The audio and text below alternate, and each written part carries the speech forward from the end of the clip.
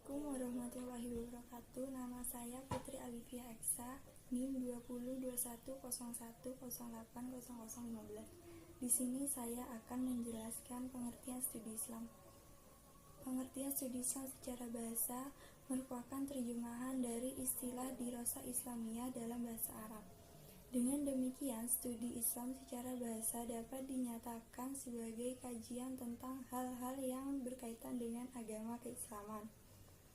Pengertian studi Islam secara istilah, ada beberapa pengertian studi Islam dari para ahli, yaitu dari Jacques Wardenberg menyatakan bahwa studi Islam meliputi kajian agama Islam dan tentang aspek-aspek keislaman masyarakat dan budaya Muslim. Dan menurut Arifin dengan merujuk Nur Afadi Lubis memberikan pengertian studi Islam sebagai usaha untuk mempelajari hal-hal yang berhubungan dengan agama Islam melalui berbagai bentuk empirisnya serta ajaran-ajaran idealnya.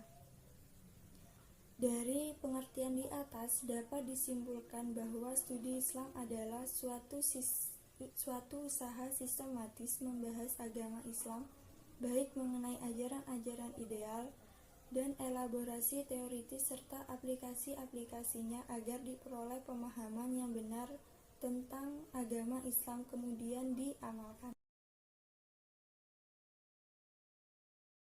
Assalamualaikum warahmatullahi wabarakatuh. Nama saya Kamilia Liana Hidayati dengan NIM 20110108016.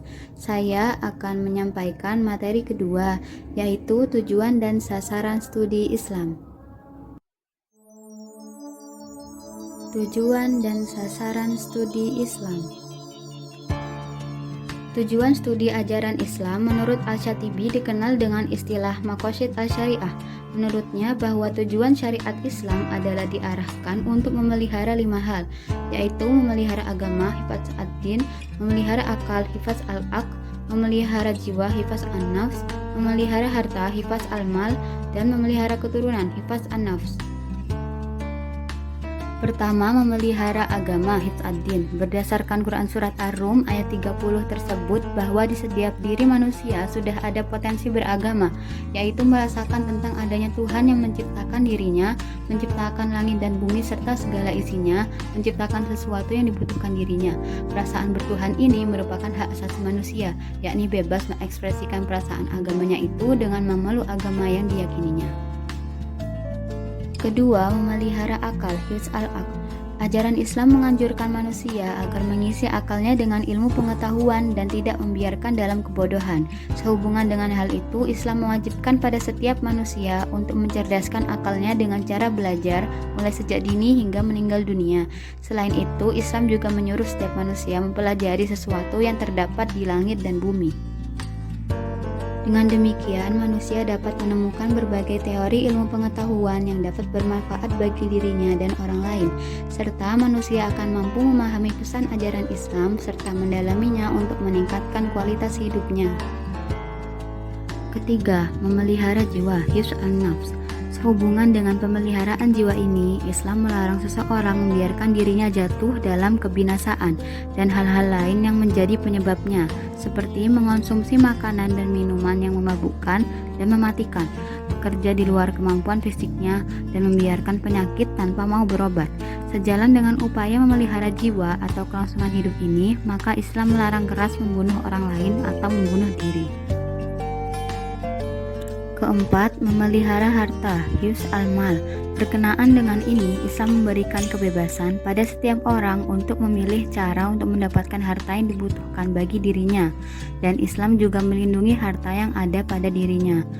Namun, Islam juga memberikan melarang keras mencari harta dengan perbuatan yang buruk dan dapat merugikan harta orang lain, seperti menyerobot tanah, mengurangi timbangan dan takaran, menipu, merampas, merampok, mencuri, dan korupsi.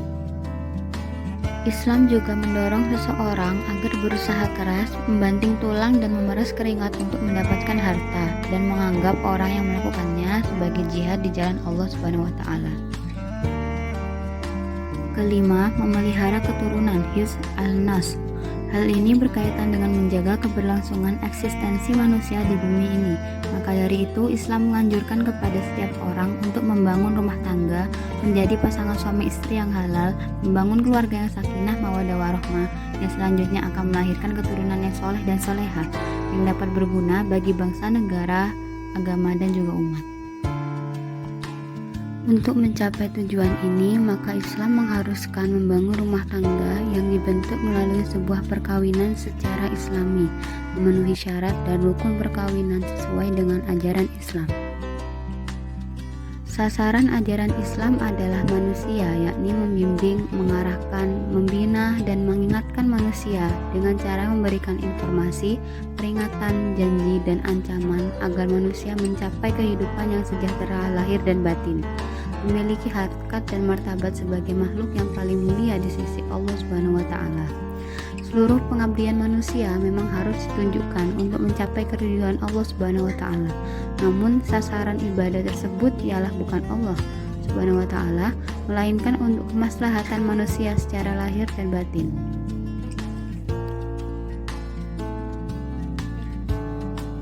Sekian, terima kasih. Wassalamualaikum warahmatullahi wabarakatuh. Assalamualaikum warahmatullahi wabarakatuh. Perkenalkan, nama saya Muhammad Warsid, NIM 202101814. Saya di sini akan mempresentasikan mengenai urgensi studi Islam.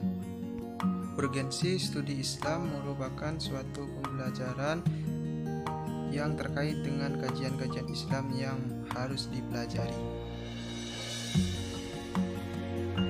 Urgensi studi Islam di zaman sekarang ini sangat diperlukan untuk memberikan pedoman dan pegangan hidup bagi umat Islam agar tetap menjadi seorang muslim sejati yang mampu menjawab tantangan serta tuntutan zaman modern maupun era global seperti sekarang ini.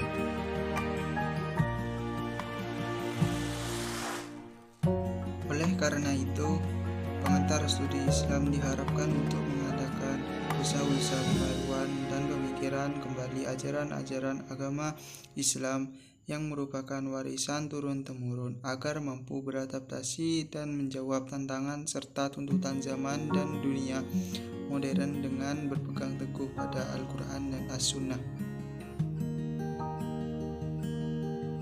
Maka dari itu, letak urgensi studi Islam adalah sebagai sarana untuk menggali kembali ajaran-ajaran Islam yang asli dan murni dan yang bersifat manusiawi serta universal dengan berpegang teguh pada Al-Quran dan As-Sunnah.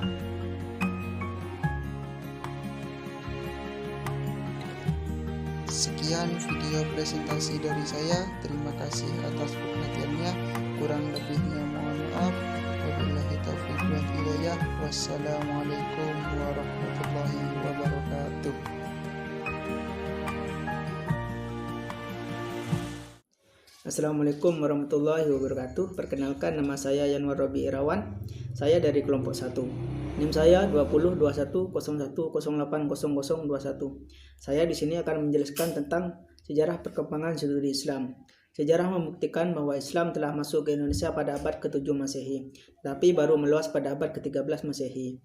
Perluasan Islam ditandai berdirinya kerajaan Islam tertua di Indonesia seperti Perlak dan Samudra Basai di Aceh pada tahun 1292 dan tahun 1297. Melalui pusat-pusat perdagangan di daerah pantai Sumatera Utara dan melalui urat nadi perdagangan di Malaka. Agama Islam kemudian menyebar ke Pulau Jawa dan diteruskan ke Indonesia bagian timur. Dalam perkembangan Islam di Indonesia, berkembang pula studi Islam yang bertingkat dan bisa digambarkan bahwa lembaga atau sistem pendidikan di Indonesia dimulai dari sistem sebagai berikut. 1. Sistem surau atau langgar. 2. Sistem pesantren. 3. Sistem kerajaan Islam. 4. Sistem klasikal. Sistem surau atau langgar, pendidikan di sanggar adalah pendidikan yang dilaksanakan di masjid, mushola, surau, ataupun di rumah guru-guru ngaji. Pada sistem pembelajaran ini yang diajarkan adalah tentang membaca Al-Quran, tajwid, sholat, doa-doa, dan sebagainya. 2. Sistem pesantren. Di Indonesia, istilah kitab lebih dikenal dengan istilah pondok pesantren, yaitu suatu lembaga pendidikan Islam yang di dalamnya terdapat seorang kiai yang mengajar dan mendidik para santri dengan sarana masjid yang digunakan untuk menyelenggarakan pendidikan tersebut, serta didukung adanya pondok sebagai tempat tinggal para santri dan kitab-kitab Islam klasik. Dengan demikian, ciri-ciri pondok pesantren adalah adanya kiai, santri, masjid, pondok, dan kitab-kitab Islam klasik. 3. Sistem kerajaan Islam. Sistem pendidikan di kerajaan Islam ini dilakukan secara resmi oleh lembaga yang ditunjukkan oleh kerajaan. 4. Sistem klasikal. A. Madrasah. Madrasah sebagai institusi pendidikan keagamaan di Indonesia memiliki sejarah panjang. B. Perguruan tinggi. Gagasan tentang perlunya menyediakan pendidikan tinggi bagi anak-anak muslim mulai dikemukakan secara meluas pada 1930-an. Cita-cita luhur ini tidak dapat terrealisasi terutama disebabkan oleh faktor ketidakstabilan politik. Gagasan pendirian perguruan tinggi Islam terus hidup dan menampakkan perwujudannya pada 9 Desember 1940 ketika Persatuan Guru-Guru Agama Islam mendirikan sekolah Islam tinggi di Padang di bawah pimpinan Mahmud Yunus. Berikut tokoh-tokoh yang berpengaruh dalam perkembangan Islam di Indonesia. 1. Hamzah Fansuri. 2. Samsuddin Al-Sumatrani. 3. Nahruddin Al-Raniri. 4. Abdul Rauf Singkel dan lainnya. Sekian dari saya, kurang lebihnya mohon maaf. Assalamualaikum warahmatullahi wabarakatuh.